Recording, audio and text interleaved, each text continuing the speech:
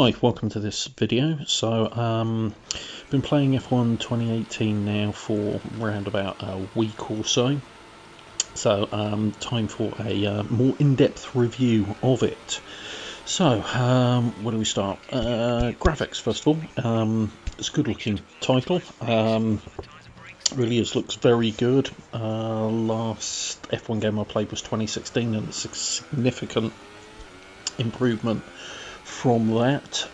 It's good solid frame rate in gameplay, the tracks look nice and detailed, the cars look really good, the weather effects are excellently done in it. Particularly like things now, so the haze you get between the track and the skybox in the distance is really well done. Gives a more realistic look to everything. The footage you're seeing is PS4 Pro, and yeah, really good looking title overall. I do like what they've done with the halo as well. The fact that you can remove the center column from it means if you use cockpit view as I do, it doesn't get in the way, because obviously in reality in 3D you would see it as transparent kind of thing rather than actual solid post getting in your way. But on a 2D screen, and as it's not a VR title, you can't get away with that. So the fact that you can make it transparent I actually really like. I think it's an elegant and neat solution to the problem. Tying in with the graphics, the only real negative on it is, and it's been this way since launch, hopefully it will get patched out, the replay still has glitches with micro stutters, so it really does make the replays quite horrible in all honesty, and I hope it does get patched out because I was looking forward to some good replay footage coming from it, so we'll have to see if codies do fix that. Wrapping up graphics, if I throw in the audio side of things as well, it's pretty much what you'd expect audio wise. It's a solid performance overall. The cars sound pretty much as you'd expect them to. Ambient noises, dirt kickoff if you go into gravel traps, these kind of things. It's well done in terms of audio placement, that I will give it without a shadow of doubt. In a surround sound system, you do know where the cars are around you, and overall, yeah, it does what it's supposed to. So I'm moving away from graphics and audio to talk about the gameplay side of things. The career mode on it, quite frankly, is ridiculously in-depth. It really is. They've taken steps every single year as far as this goes, and what we've now got is the development program side of things is well rounded and detailed, with the nice options for the reliability side of things and the QA, so you've got the chance of it failing in build, but you can reduce that by investing in it.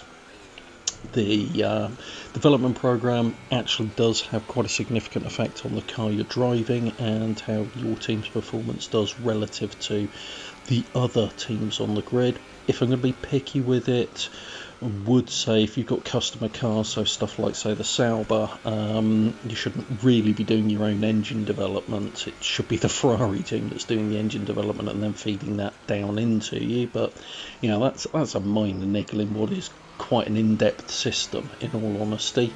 That ties in really well with the session tests as well. So when you're in practice mode, the fact that you can go out and do test runs, track familiarization, ERS tests, tyre life tests, qualifying practices, these kind of things, gives you something to do in the practice programs and actually makes taking part in them worthwhile.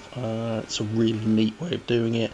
I know Coda's been doing it for a while in the F1 series, but they keep adding bits to it each year, and yeah, it's a nice touch. The teammate rivalry, as well as the ability to select another rival, works well, and again I like the way that pushes you that little bit more to do better in the sessions and gives you some motivation, as to a degree do the press interviews. They're basic, but it adds a nice element to it, tying in with your reputation with your own team and other teams, which is important come contract negotiation time. And any criticism I'm levelling at the career mode here really is just me being picky, because at the end of the day, this does set arguably the benchmark for racing game career modes. It's not a genre that's really known for putting a career mode in place and doing so successfully, and Coders are probably the studio that's tried the most with it, and I think they've actually succeeded fairly well here. It actually adds something to the title, and is something that I don't cringe away from, but actually quite look forward to. It makes me feel bad when I put in a shocking performance. Overall, the content is solid. The classic cars, I think there's about 20 of them, are a nice addition, and the models picked are well selected, which is nice to see, and they're not overthought, they are well modelled.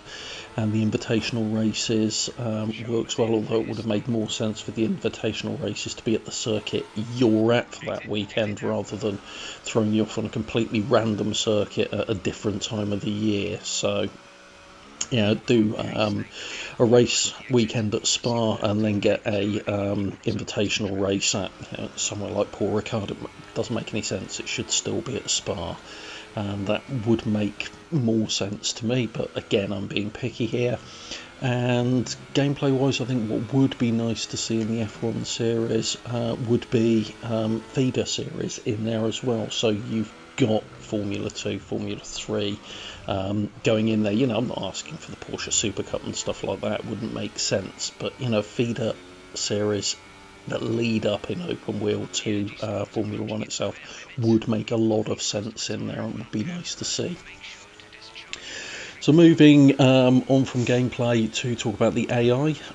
Overall, it's very competitive. You've got a good range of adjustability on there, from the completely crap end, where I sit, right the way up to the I'm a bit of an alien level of things. My only real criticism about the AI is they can be a little bit too aggressive at times. I've had them clout into me, and they don't get a penalty for it. You do during formation laps and things like this. So yeah, they can be a little bit OTT. Physics-wise, this is the most interesting thing for me, because Cody's put a lot of work into a new suspension and a new tyre model for 2018. And it shows. It really does show. The new tyre model is extremely well implemented. It has a notable effect on the cars. Tyre compounds have a notable effect on it, as does the life of the tyre. The setup side of things, again, makes a notable difference. They've added in manual ERS management for this year. And again, this, along with the fuel mix, it's something you do have to keep an eye on, and you do have to manage, and works extremely well from that point of view. And all of these things have a noticeable effect on the car, and you really do have to think about how you're going to manage it, and the circuit you're at, and what the nature of the circuit is. So how you control it around somewhere like Monaco is totally different to somewhere like Spa, for example. All in all, the physics also tie in well with the car development side. None of that I've come across so far unbalances the physics or throws in any major spanners in the works. It's not a full-on sim. We're not talking F1 cars modelled with the kind of fidelity, for example, that the Assetto Corsa has, with the Ferraris it's got in there. But it's a big step up in the F1 series. I mean, compare it, as I say, to the last one I've played, which was 2016, or rather played heavily. I did try the demo of 2017.